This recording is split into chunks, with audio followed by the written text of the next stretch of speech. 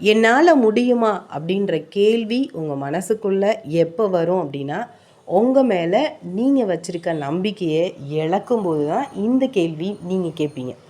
ஒரு எக்ஸாமுக்கு படிக்க ஆரம்பிக்கும் போது நம்ம பண்ணுற தப்பு என்னென்னா, இன்னும் இவ்வளோ நாள் தான் இருக்குது, என்னால் படிச்சிட முடியுமா, என்னால் முடிச்சிட முடியுமா, நான் இந்த எக்ஸாமில் பாஸ் பண்ணிட முடியுமா அப்படின்னு எப்போவுமே நம்ம நெகட்டிவாக முடியுமா முடியுமான்னு கேட்டுக்கிட்டே எந்த ஒரு செயலையும் முடிக்க முடியாமல் அதே இடத்துல நிற்கிறோம்.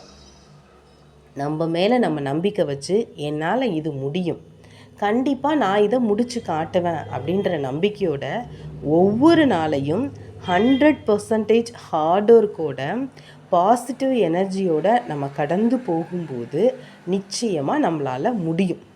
இங்கே நான் தோத்துட்டேன், நான் எப்படி பேசுகிறது, 4 பேர் முன்னாடி எனக்கு அசிங்கமாக இருக்குது அப்படின்னு நம்ம நினைக்கிறோம் அப்படின்னா அது மிகப்பெரிய முட்டாள்தனம்.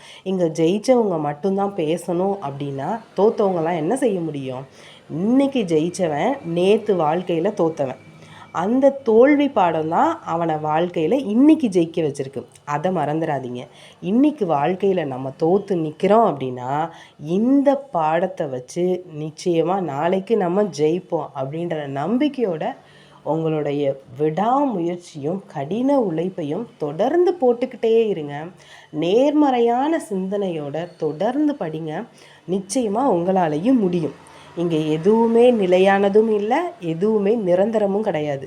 என்னோடய லைஃப் மட்டும்தான் இப்படி இருக்குது, நான் எப்போவுமே இப்படி தான் கஷ்டப்படுறேன், எனக்கு சக்ஸஸே கிடையாதா அப்படின்ற நெகட்டிவ் தாட்டை தூக்கி எறிங்க. வாழ்க்கையில் நிச்சயமாக நமக்கான நேரம் வரும்போது நம்மளும் வெற்றி கனியை சுவைப்போம். நன்றி.